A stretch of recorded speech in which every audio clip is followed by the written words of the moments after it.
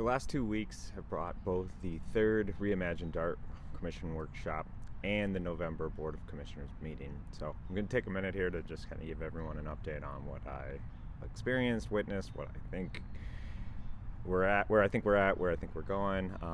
And as always, this is my thoughts and opinions. So if I get something wrong, that's on me.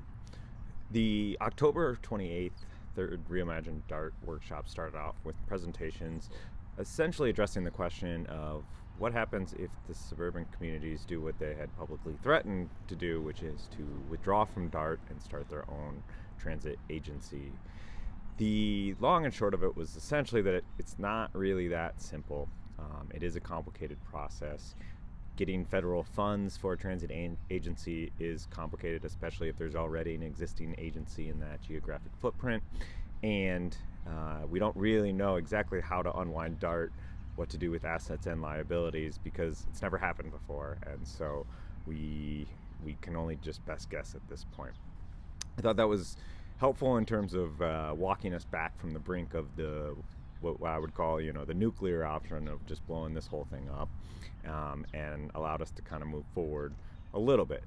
But there was still tension and issues with trust, and the community's not really feeling satisfied with Des Moines, chirping, I guess I would call it, about not really liking the formula and not committing to long-term funding their portion of the funding formula that would be required going out several years. So that was kind of how we left the workshop, but we were still relatively stuck.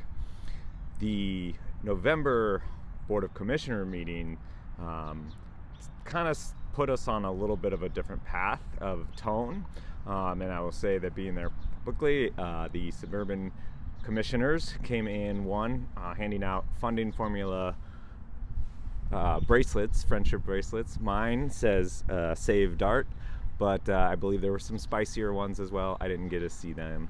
I also, unfortunately, it was a bad day to not wear my contacts because I couldn't see everything great, but they were wearing t-shirts with slogans on them as well. I couldn't read them all, but most commonly and notably worn by Commissioner Russ Trimble of West Des Moines was the t-shirt that said the slogan, "Funding Formula or Find Out." And that set the stage for our CEO discussion. So the main agenda item for the November workshop was a facilitation, I guess I would call that, from CEO Amanda Wonke to have Des Moines state its position publicly again, which is basically the city is saying we are committed to 3 years of funding our portion of the formula. We technically are still committed to the whole thing anyways because we signed the agreement. We believe in transit. We want more transit too, yada, yada, yada. That should be good enough for you guys. What are you talking about? And then the suburbs were given a chance to respond individually, one by one, to the question of, is this statement from Des Moines enough to keep you in DART? And if not, what do you require to remain in DART? The responses broke out basically along two lines. There were three communities, Urbandale, Bondurant, and Clive, that said, no, we need something more in writing for us to feel comfortable being part of DART. The remaining communities had an answer that went more or less along the lines of, the funding formula is what it is. We don't care how Des Moines has to pay for it. They're not in breach right now. Let's move forward and get going with this. And Des Moines, just pay your share. What's so hard about that? What also came out of that a little bit, and this was mostly stated, I think, publicly stated by Johnston Mayor and Commissioner Paula Deerenfield, that they had received a memo from Brick Gentry, the legal counsel, responding to questions of basically what sets the governance structure and the funding formula legally, and what would happen if a community doesn't pay its fair share. And what came out of that in their response, and I don't know if this was obvious the whole time or they needed the legal opinion of this to realize it, but basically the response is the formula, the governance is what it is, the funding formula is what it is. And based on the agreement, Des Moines, even if you throw in Polk County, doesn't have the votes, both on a normal or a weighted, population weighted basis, to change anything, assuming the suburbs are all in agreement and alignment together, which they currently are.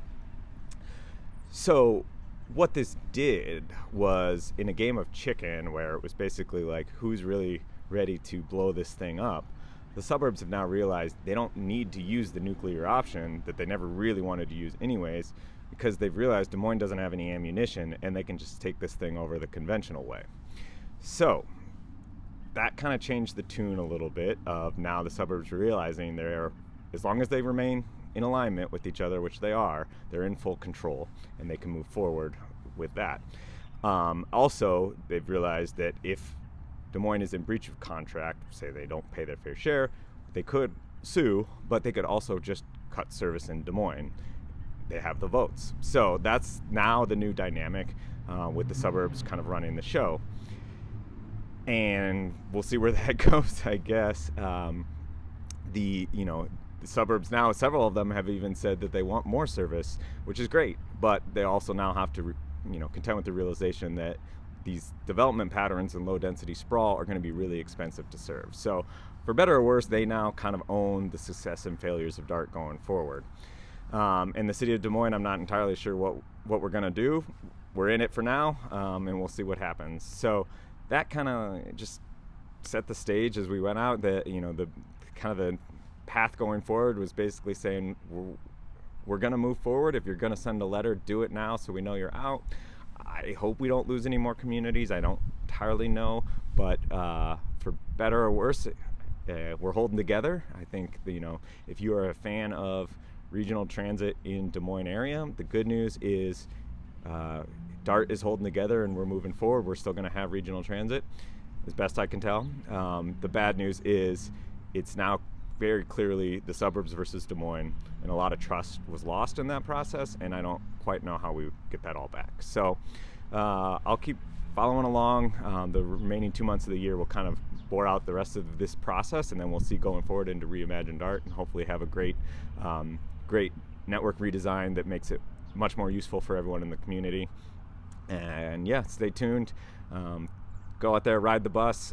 Also of note, we are doing our second annual holiday DART crawl on December 14th at 1 p.m. leaving from DART Central. So if you want to wear festive attire and ride the bus with other transit enthusiasts, come join us on December 14th. Thanks for following along, everybody.